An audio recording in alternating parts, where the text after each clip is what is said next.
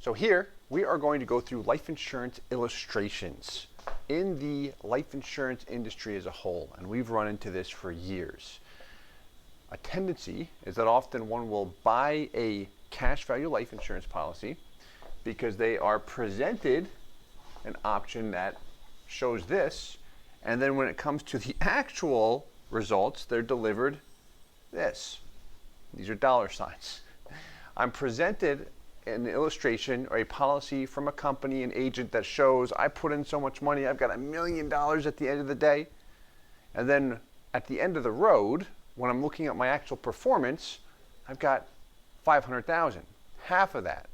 Why? Why is that? Well, there's a lot of variables, things that can change over time, but what we're really going to go through here are these steps. The steps that I need to take to ensure that I've got a policy designed to ensure that I can get as close to the presented option as possible. Even though that might never happen, how do I ensure I have the maximum returns on a cash value life insurance policy? So the steps that I need to take here, this will ensure that everything's designed properly. If my goal is to practice IBC, our goal is to do what first? If I maximize the monetary value of a cash value life insurance policy, immediate and long-term cash value, what does that do? It gives me more money to practice IBC to a greater degree. So the first thing, company selection. A lot of insurance companies out there, a lot of them that specialize in IBC.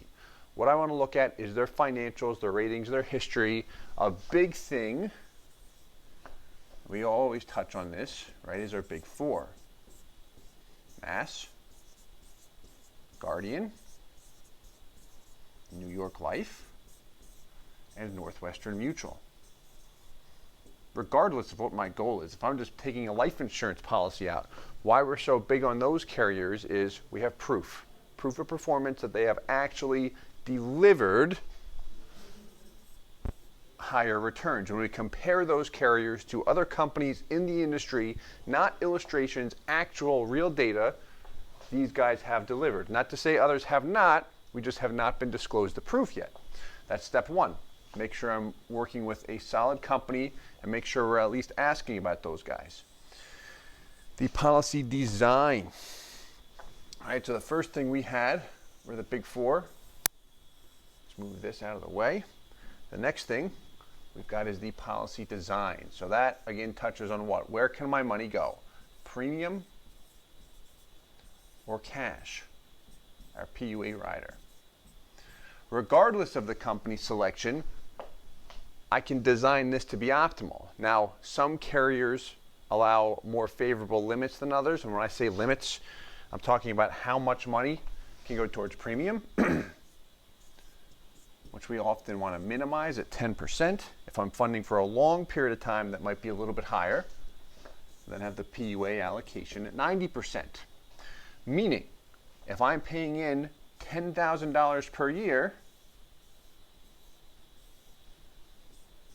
I can literally do this, set the premium at 1K and the PUA portion at 9K.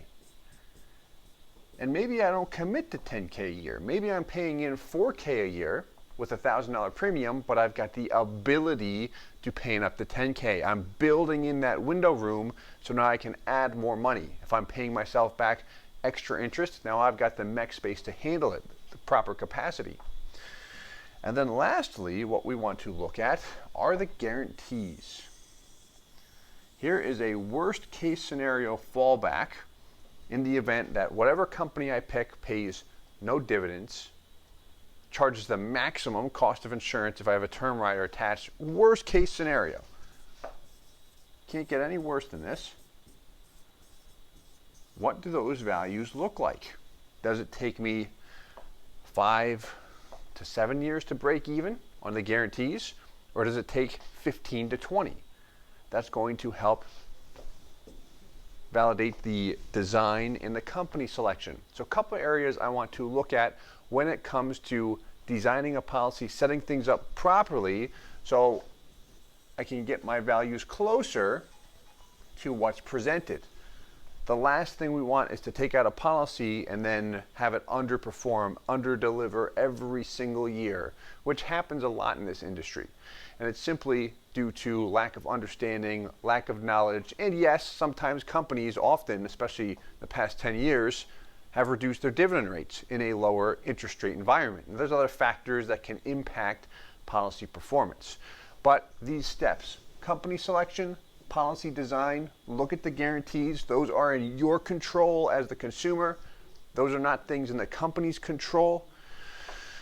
The guarantees are, but when we design a policy, these are things we can look at. So if we get those avenues, those options right, everything else has a much better chance of succeeding. Hope this helps.